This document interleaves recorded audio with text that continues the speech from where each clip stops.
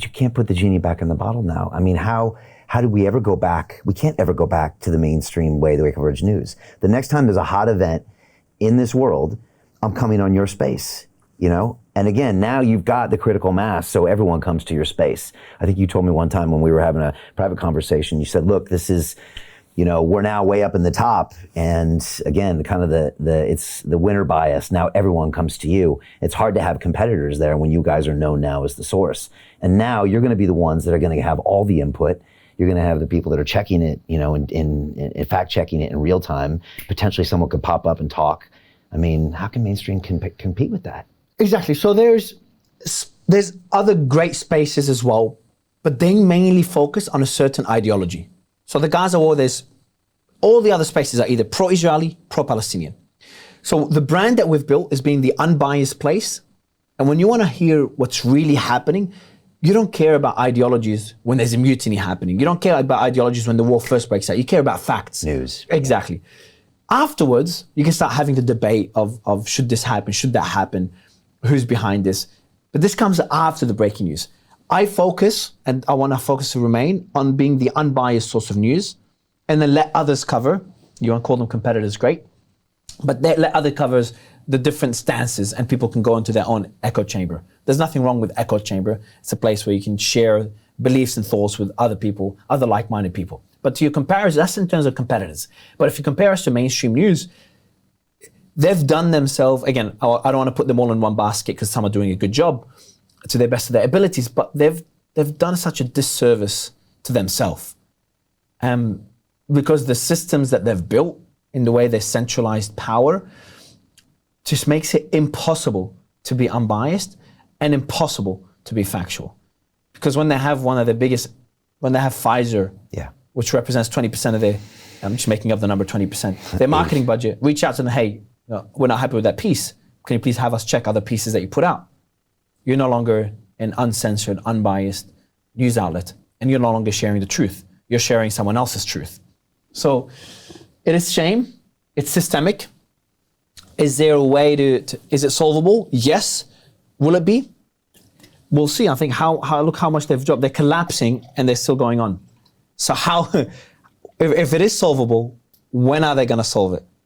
Because if there's ever a time, it's better be now, because X is just eating up their market share like crazy. I had my last hit piece done on me.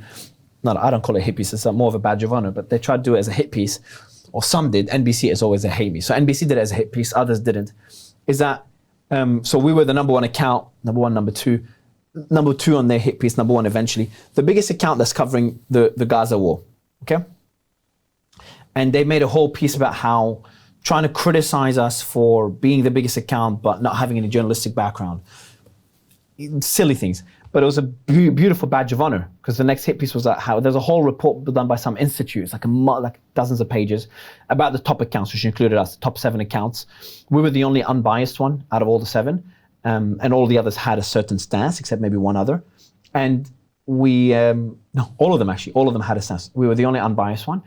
And it was a beautiful badge of honor where the mainstream news, NBC and Gizmodo, I can't remember the others, did a whole piece on it after that report was launched, was released, about how we are the biggest news outlets and they're complaining about how we shouldn't be. That was beautiful to see. But if that's their response to what we do, putting out a hit piece and complaining about it, and there were even worse hit pieces before, and I know I keep mentioning them because they're relevant, because that's their response to us. Instead of actually changing and fundamentally changing the way they share the news before they become extinct and we're seeing one after the other go bankrupt or start to struggle, their viewership is just collapsing.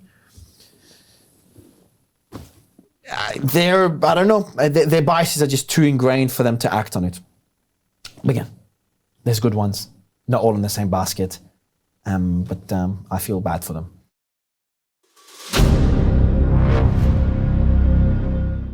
I'm looking for partners, collaborators, colleagues who want to join forces with me around the globe and create real value, generational wealth, and financial freedom for everyone else around the world. Get involved in the cryptocurrency markets, get involved in the NFT markets. This is your moment. Life all comes down to a few moments. Don't let this pass. Now it's not too late. Next year's going to be too late. Ultimately, this is about freedom. That's the way I see it. This is about giving power back to the people and enabling billions of people worldwide to use the financial markets to improve their lives and those of their friends and their families and their communities. Honestly, I think it's a violation of human rights not to allow people basic access to financial services. Because right now people are being kept in the dark, they're being robbed of education, and it's a travesty. And so I'm looking for people that want to join me and be a part of this solution. And that all happens inside the DeFi Academy. The gains my students are making are absolutely amazing. Double, triple digit gains in the first month alone. That's amazing. This will change your life. Now is the time to get involved. I'm gonna tell you exactly how my students in my academy made money in the last 30 days. I'm talking about real trading results. And let me just whet your appetite a little bit. Let me hit you with some numbers. I'm talking Brendan from New Zealand is up 68.77% on the month. Steve from Europe up 83%. Albert in Singapore up 169.9% on one single trade. I got Susan up 153% on her call options alone, also rocking 139% returns and 442% returns as well on individual trades. These are people that are changing their financial future in the last 30 days, but it's based on trading discipline.